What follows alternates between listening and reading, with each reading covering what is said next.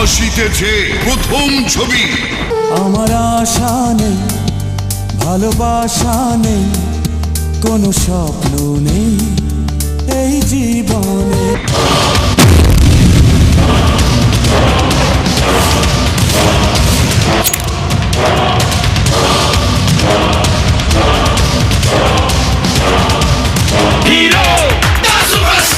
পরিচালনায় Badiul Alam Khokon. I love you. কিভাবে হয়ে গেছি তোমার, অনুভবে ছুঁয়ে থাকো।